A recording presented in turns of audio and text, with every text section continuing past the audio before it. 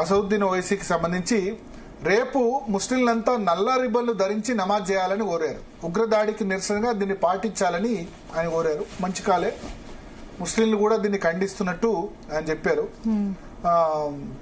అఖిలపక్ష సమావేశం నిర్వహిస్తే దీనిలో ఓవైసీ కూడా మొదలు ఓవైసీకి ఇన్విటేషన్ రాలేదన్నారు. ఇప్పుడు వచ్చిందో లేదో చూడాలి.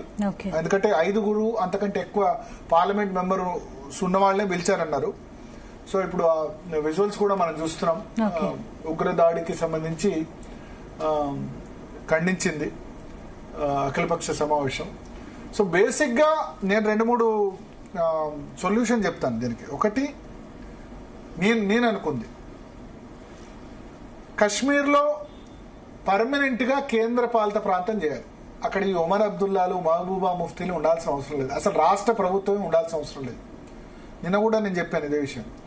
మన దగ్గర 7 కేంద్రపాలిత ప్రాంతాలు ఉన్నాయి. అండమాన్ నికోబార్ దీవులు, లక్షద్వీప్, దాద్రా నగర్ హవేలీ. అక్కడ కేంద్ర ప్రభుత్వం తప్ప రాష్ట్ర ప్రభుత్వం అంటూ లేదు. జమ్మూ కాశ్మీర్ కేంద్రపాలిత ప్రాంతం చేస్తే తప్పేంది? ఎందుకు ఈ రాష్ట్ర ప్రభుత్వాలు ఉండడం?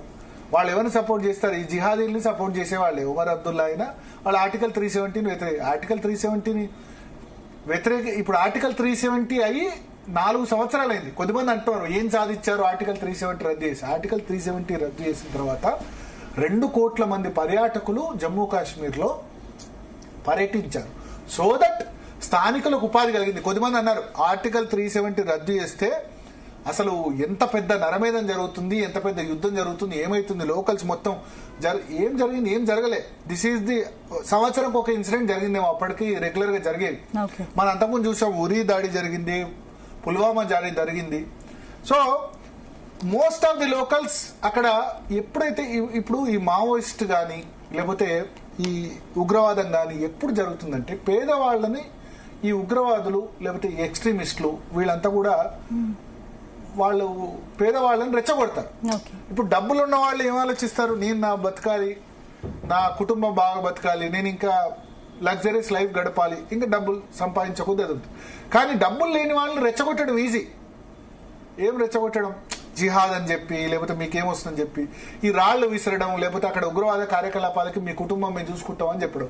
కానీ ఆటోమేటిక్ గా టూరిజం అక్కడ కాశ్మీర్ లో ఇంకా వేరే ఏం లేదు. ఆపిల్ పంట తప్ప వేరే పంట ఏం పడదు. స్నో కారణంగా ఆపిల్ తప్ప వేరే పంట పండే అవకాశం లేదు. ఆపిల్ తోటలు కూడా కొద్దిమంది చేతిలో ఉన్నాయి కదా. సో సాధారణ ప్రజానికానికి ఏంది జీవనోపాధి అక్కడ? Only tourism. టూరిస్టులు వస్తేనే వాళ్ళకి తిండి దొరికింది. తిండి దొరకడమే కాకుండా 2 కోట్ల మంది